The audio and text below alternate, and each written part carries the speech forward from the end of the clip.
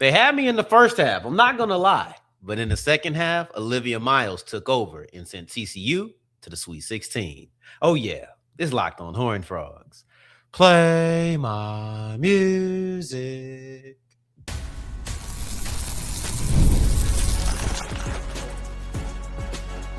You are Locked On Horned Frogs, your daily podcast on the TCU Horned Frogs. Part of the Locked On Podcast Network, your team every day. What's going on, family? I'm Darian Gray, a.k.a. the Mouth of the South. Welcome back to another episode of the Locked On Horned Frogs podcast. We're going to close out today's episode with a look at Xavier Edmonds' foul troubles and how his fourth foul changed the entire trajectory of TCU's loss to Duke.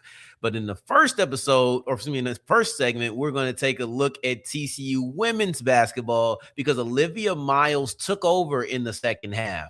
She wasn't alone, though. That Miles takeover, accompanied by big games by Taylor Bigby and Clara Silva, are the reasons that TCU is going to be in the Sweet 16 for the second year in a row. I opened up with the meme, if you don't remember, the guy who was a high school football player. And he said, they had me in the first half, not going to lie. And he spoke about the Brazilians and the takeover and what changed after halftime. That's a perfect encapsulation of TCU's victory over Washington. Because what Olivia Miles was able to do in the second half cannot be replicated, cannot be discussed enough. Because in the first half, specifically, let's go step by step. In the first quarter, it felt like things was a little lethargic for both squads. Neither team was really shooting that well. In the second quarter, things did pick up for Washington. It was one of the worst quarters for TCU, but things picked up for Washington at halftime, though. You reach a point where you say, it's bad, but it's not insurmountable. It's bad, but it's still within arm's reach. You just have to deliver. And I feel like Olivia Miles took it upon herself, which a star player needs to do. She took it upon herself to say, I'm not going home yet. I'm not ready to lose in this home arena, something I've never done, something this team hasn't done in 40 games in the NCAA tournament. To break that streak would have been devastating. It would have been absolutely devastating. But you see her after a first half where she went 4 points, 2 of 11 shooting, and only 2 assists. She was 2 of 11 shooting in the first half. She ended the game 9 of 24, which, quick math, means she was 8 of 13 in the second half. She ends the game with 18 points, which means she had 14 points in the second half and overtime, right? So the rest of the game. And she played every single minute. And she had to play every single minute. Marta Suarez got into some foul trouble. Ideally, you would like to see it be the Miles Suarez show, and that was the plan. They talked all about how Suarez had an advantage over the bigs of Washington, and you saw it a little bit early, but once you get into foul trouble, you have to play different because she's a physical player down low. You got to manage how physical you are. So it just really minimized what she was able to do. If you would have told me going against the number 6 seed in Washington that Marta Suarez and her foul trouble would have really phased her out of the game offensively, I would have told you TCU lost. Shout out to Mark Campbell for having the balls to put her right back in the game and say, no, you're going to play with these 4 fouls. And she played the entire rest of the game with 4 fouls, did not foul out. And you did notice a difference when she was on the court versus off the court, because they began to get a little bit of momentum. Then she got fouled number 4. She left the court for maybe 2 minutes. I don't think it was that long, to be honest. And things got a little stagnant. When she came back on the court, they began to score again. Even if it was just in a, we must worry about her, it opened up the court, in my opinion, right? But when you put the takeover of Miles, the 14 points, the 8 of 13 from the field, the efficiency, the aggressiveness, the facilitation, the driving, the kicking, you've seen so much, but I do not want us to not pay attention to Taylor Bigby and Clara Silva. On Saturday's post-Duke episode, I talked about how Taylor Bigby is the secret weapon. And the reason I felt like she was a secret weapon is because as a three-point shooter, you get more points for three-pointers. As a three-point shooter, you're going to get more space on the interior, right? So you have better spacing from that. But it's also, I just trusted her to be the secondary scorer, or excuse me, the tertiary scorer more than anybody else on this squad. That is what she was, but that's because Clara Silva also stepped up. If you can get performances like you got from Silva, like you got from Bigby, I don't even really need both, because I don't think that Suarez is going to only have 9 points again. I don't think she's going to have the struggles. I don't even want to say struggles from the field, even though she didn't shoot well. I thought she was aggressive. I thought she was a tone setter. I thought she was better offensively than her field goal percentage would tell you. So I don't want to even speak to the efficiency. But if Suarez is going to have an off night, you need someone to step up. And you probably will need two people to step up. I think she's going to have more on nights than off nights. But if she's on, just give me Bigby or Suarez. Or excuse me, give me Bigby or Silva. Give me Miles, Suarez. Those are my two stars. I need those two to be on. In most games, you're going to need Miles and Suarez to be on. You're going to need that next round, regardless of who it is TCU plays. Then just give me either Bigby with her 15 points or Suarez or Silva, excuse me, these S's are throwing me off, or Silva with her 16. I thought that Clara Silva had the most impactful game that I can remember her having in a long time, maybe all season, to be honest. At least since Big 12 play started, I don't remember her having a more impactful game than she did in the second round of the NCAA tournament, because you've seen a big block late in the game. That was a huge highlight, but there was such a great ability to finish for her, whether it was through contact, whether it was with footwork, whether it was just taking the easy layup and getting to the line sometimes and knocking down her free throws. There was a period of time, and when I say period of time, I mean like 30, 35 minutes, where she was the only TCU Horned Frog to take a single free throw attempt. TCU had 9 free throw attempts, 9 of them. One came on an Olivia Miles and one super late in the game, fourth quarter overtime. 2 of those came from Taylor Bigby, fourth quarter. Silva has 6 free throw attempts, knocked down 4 of them. She had 8 shot attempts, knocked down 6 of them. You're looking at a player who was impactful, also gave you 2 blocks, gave you 2 steals. This is an extremely impactful performance by Clara Silva. We can pay attention to the 16 points. The 16 points that Silva gave you were important in a game where points were hard to come by. So I don't want to bury the lead. But it wasn't just the fact that she was the second leading scorer on the team. It's the fact that she was a paint presence, excuse me.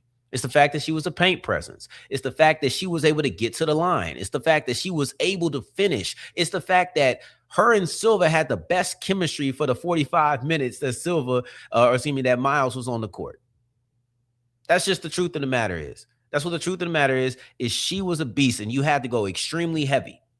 39 minutes for Silva, 39 minutes for Suarez, 42 for Hunter, 41 for Bigby, 45 for Miles, right? Basham, Bellafield, Sheffy, they got 8, 8, and 3, or 3, 8, 8. I said Basham first. So Basham had 3, Bellafield and Sheffy had 8. You were going heavy with your starters. You needed every single piece from them. You did, and you got it. You got it in the form of Olivia Miles. You knew you would get that. You got it from Taylor Bigby. You got it from Clara Silva. And on a day where Suarez was in some foul trouble and Suarez wasn't getting all her shots down, right? Things weren't dropping as much. I can't speak enough to why that was so important. I said it last episode, and we're going to detail this third quarter, because the third quarter is where everything changed. The second quarter was bad, but you had to bounce back after halftime. You did. I cannot stress enough, when I highlighted Bigby as the secret weapon, it was really just saying, hey, you need the supporting cast to step up. I've stressed this multiple times. Bigby in last episode is the only time I put a real name on it and said, hey, you be that person. But I've said this all season. When you get to March Madness, yes, you're going to lean on your stars, but I questioned whether or not the supporting cast for TCU would step up. Taylor Bigby had a career game in game 1 of the NCAA tournament. Then you come back in the second game and you get 15. In that same game, Clara Silva gives you 16. She's a paint presence. She was one of the most impactful players on the court. So if the question is, will the supporting cast for TCU step up when they need to? We're 2 games in. The answer has been a resounding yes both times. And that's the reason why the Frogs are in the Sweet 16 for the second year in a row, looking to make it to the Elite 8 for the second year in a row. Let's move forward and get into a March Madness talk, but moving into football. I think what the Big 12 did this year, it really speaks, and specifically TCU basketball, speaks volumes about what the future of TCU football could be. Let's get into why that makes sense. I know you're like, what's the connection? I'll connect it for you as we continue with Locked On Horned Frogs. Today's episode is brought to you by Indeed. Whether it's workplace chaos, deadlines stacking up, inboxes overflowing, or just the position that you've needed to be filled for the last month that you can't find the right person for, I'm going to give you a free tip. All right, this is just between you and I. Go to Indeed. Indeed sponsored jobs helps everyone find qualified candidates. In the time that I'm going to spend speaking to you, 27 people will be hired via Indeed sponsored jobs, according to Indeed data worldwide. So if you're hiring, spend less time searching, more time interviewing candidates who check all your boxes with Indeed sponsored jobs. Listeners of this show will get $75 sponsored job credit to help get your job the premium status it deserves at Indeed.com/podcast. Just go to Indeed.com/podcast right now and support our show by saying you heard about Indeed on this podcast. Indeed.com/podcast. Terms and conditions apply. Need a hire? This is the job for Indeed sponsored jobs. Today's episode is also brought to you by Coast. Anybody who has had to manage trucks understands. Manage a crew, you understand, whether that's construction, HVAC, landscaping, any truck operation gets the idea of a company card can get messy. You don't know exactly if people are using it the way that they're supposed to. It's hard to track sometimes. You don't know exactly when everything is happening. And it's a lot to keep track of. With Coast, they're going to give you, first off, up to $2,000 credit for your business simply for being a Locked On College listener. That's number one, right? That's number one.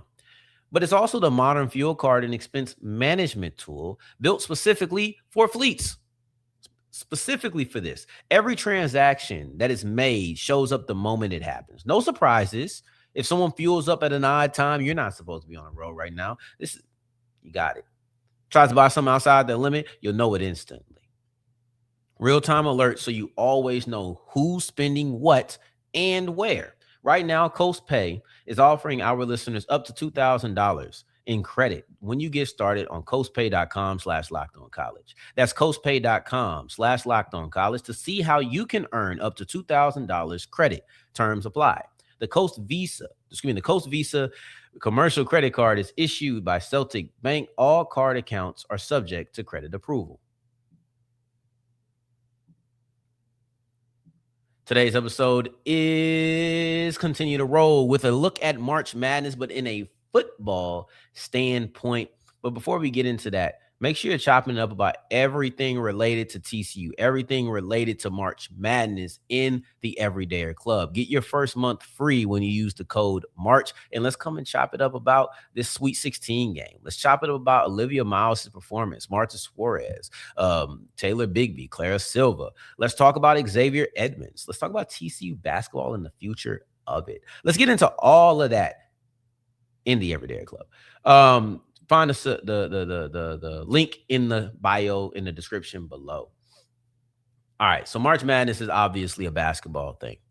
It's obviously a basketball thing, but I want to relate it back to football because in the Big 12, you have a lot of great teams. You have a lot of talented, competitive, championship level teams. You have an Iowa State, you have a Houston, you have an Arizona, right? Like you have, I'm not going to say BYU is a championship caliber team, but BYU is a 6 seed. And if they have their other stars, not just AJ DeMonta, probably having a different conversation about them, right? Like there's a lot of teams in the Big 12 that are quality. You have Texas Tech in the Big 12.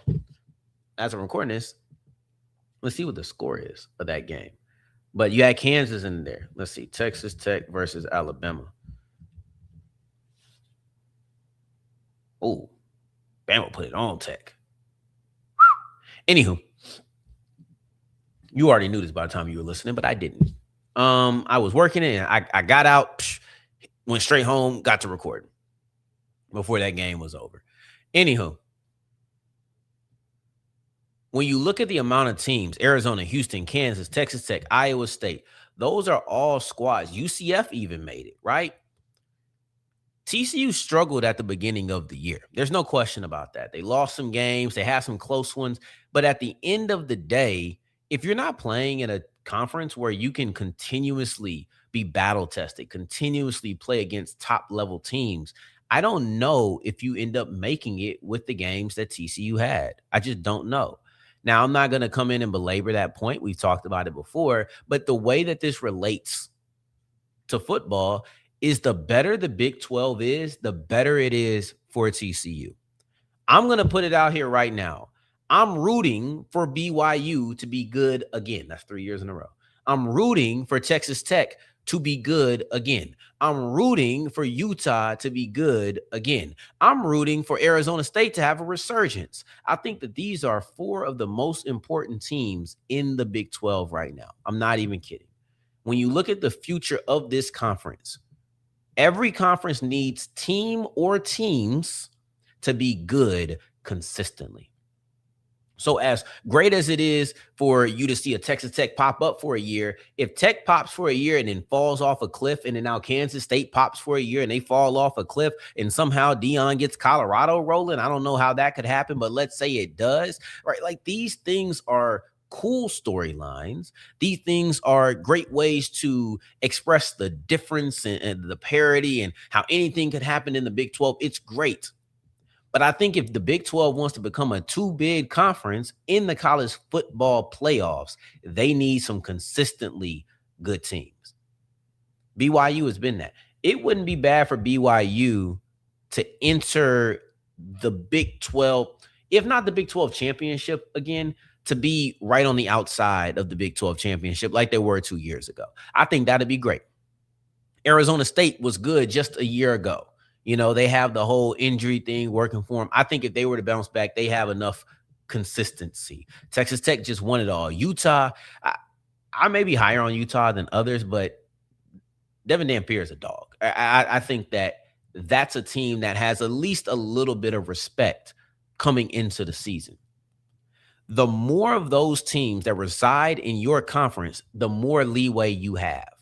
Now, you can't have a TCU basketball season and then it's just so many more games in basketball. There's more room for mistakes. You're going to play everybody, right? Like, you can play teams close and then close the season strong and beat an Iowa State and a Texas Tech. Like, you can do these things, but you can't do it in football. So I don't want to make a one-to-one comparison, but the point is, you could lose a game in the Big 12 if Texas Tech, BYU, Arizona State, and Utah, if these teams are quality squads, you're going to have more opportunities to beat quality squads.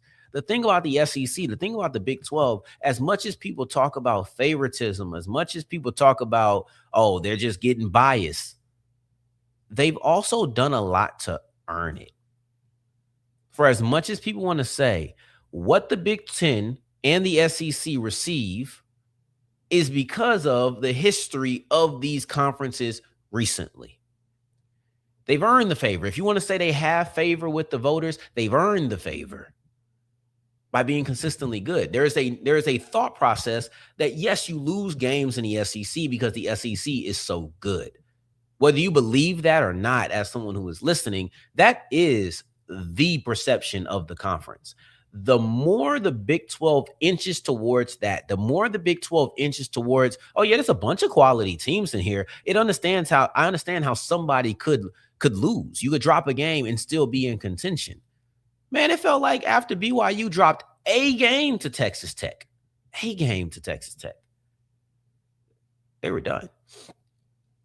unless they came back and beat Texas Tech, right? Like, but it felt like they were done. If there had been Texas Tech and then two more one-loss teams in this conference, and one of them didn't make the championship because they can't both make it, whoever didn't make the championship, they weren't going to get that benefit that an SEC squad gets by being able to sit out of the conference championship game and still make the playoffs. You don't get that benefit because the Big 12 isn't viewed like that. But if they are having more consistently good teams, that's a reputation. That's a brand. You beat BYU. I don't know how many years it's going to take before you get there, but there are certain schools that even if you beat them on a down year, you still beat them.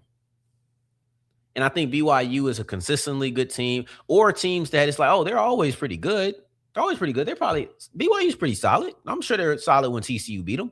Like, this is good for the Frogs. Not just because it increases your margin of error, right? Like, not just because you get more leeway, but because it's going to bolster your resume if you beat these squads. I, for one, know it's easy to say, no, you don't want the Big 12 to do anything. You don't want this team to win, But trust me, what they say, a high tide raises all boats, something like that. Rising tide raises all boats. I don't know. I don't go on boats. I'm just going to be honest with you. But the point is, the better the Big 12 is, the more that reputation is bolstered and the more it benefits TCU. I'd be rooting for everybody to win every game except for when they played the Frogs, because now these are top 15 victories. Now you're going through multiple top 25 teams. That's what's going to work in your favor. I don't even know how many top 25 games TCU played last year. I know they only beat Houston. By the time they got to Cincinnati, they weren't a top 25 team anymore. But let's move forward. Xavier Edmonds, in his departure from the game versus Duke, absolutely changed things. I don't believe that it was coincidental either. I think his exit from that second round game absolutely changed the momentum for the Frogs. Let's get into what I mean and why I say it as we continue with Locked On Horned Frogs.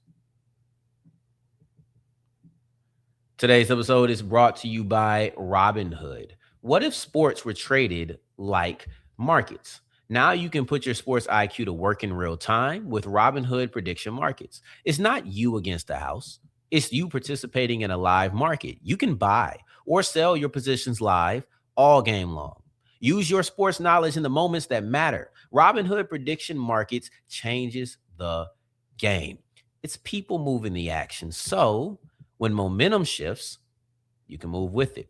I always knew the game, but I never had a dynamic way to apply that knowledge. Now I can actually take part live in a market powered by people.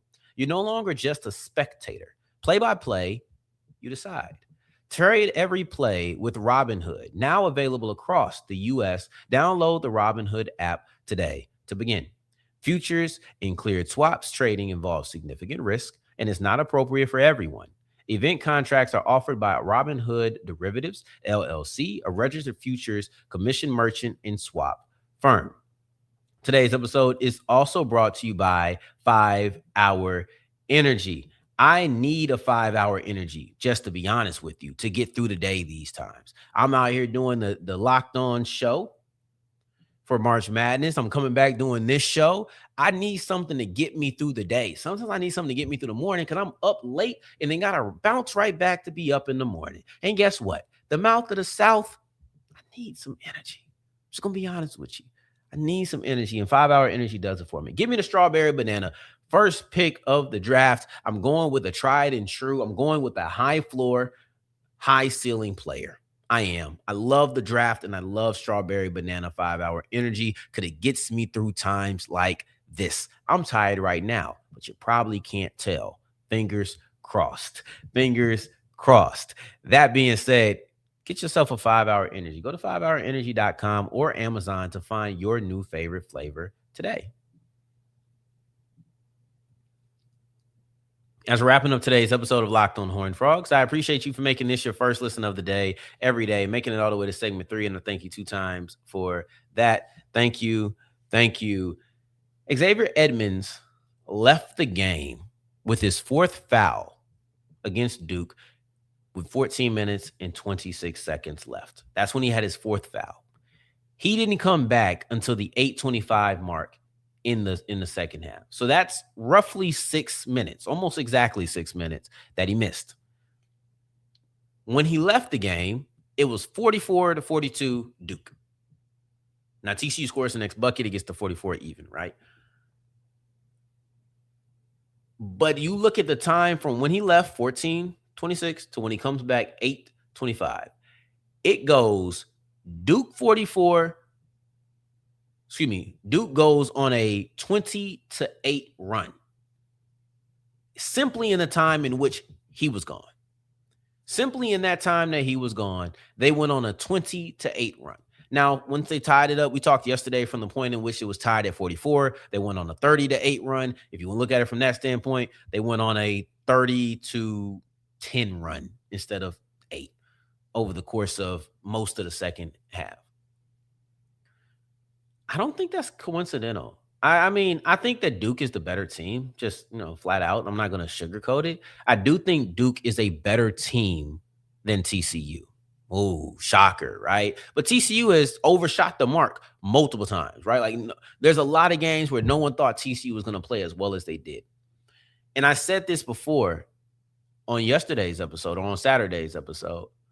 I thought TCU played really well until the levee broke. And once the levee broke and everything began to flood, you saw a team who kind of panicked. I thought you saw a team who knew the game was slipping out of their hands and wanted to do something to grab back a hold of it. That's what I felt like I watched in the second half. But until about that 14-minute point, maybe a couple minutes after that, it was really neck and neck. It was really neck and neck. And then they went on that run. A big reason it was neck and neck is because Xavier Edmonds was in the game. First off, you lost your best player to foul trouble. Lost your best player to foul trouble. But you also lost a guy who was able to give strength and athleticism into defense against Cameron Boozer. And that made a huge difference. It made a huge difference when looking at that game through the lens of how to defend Boozer. Boozer had 17 points in the second half. Edmonds barely played. Edmonds didn't even start the second half because he was already in foul trouble, right? Like, matter of fact, let me try to, I should have looked that up as well. Let's see. Because Edmonds, like I mentioned, had 3 fouls. So he didn't start the second half. He didn't come in until the 15-26 mark. Right? Like, he didn't come in until the 15-26 mark. And a minute later, he's out the game. That's crazy. That's crazy. A minute later, he's out of the game with his 4th foul. So he just couldn't avoid the foul bug that day. But he was a guy who, man, he moved well with Boozer. He was able to be strong with Boozer. You saw everything for TCU was, how do we defend this guy? How do we defend the star freshman? And when they were doing that well, they were in the game. Once they stopped doing it well, they were out of the game. And I'm not going to say he was the only one doing it, but it did feel like once Edmonds went out with his 4th foul, that was when everything got put together. And I still think TCU loses this game by double digits, but I don't think they lose this game by 23. TCU was not 23 points worse than Duke that day until they were, right? Like, they weren't 23 points worse than Duke until they were, and Duke went on a 30-8 run. All right, at that point, you realize who was the better squad. But I think that if Edmonds is in this game, that matchup looks a lot different. I'm not predicting a victory. I'm not predicting any of that. I am simply saying you probably don't get that 30-8 run. I think Edmonds did a good job offensively fighting through contact. He has really good footwork. He's a guy who, even when you defend him well, he's still going to get a bucket. Defensively, he's able to pose an athletic and physically dominant challenge to good players in the post. This was a guy who, man, I wish I would have watched this game. I wish I could have watched this game with a 30 to 33 minute Edmonds performance. Instead, we got a guy who was in heavy foul trouble from the very beginning, had 3 fouls in the first half, and he ended up going down with just, how many minutes did he play in this game? 19 19 minutes. You cannot have 19 minutes from your best player and expect to beat the best team, arguably, in the country. So we'll be back tomorrow. We'll be discussing some spring practice because spring practice starts tomorrow. We'll be discussing the third quarter, maybe the second quarter too, just to show the difference in dynamic for TCU women's basketball. And I don't know what we'll close out tomorrow's show with, but that's how we'll start first and second segment. In the meantime, in between time, until the next time that we hear each other, family, take care, stay blessed. Peace.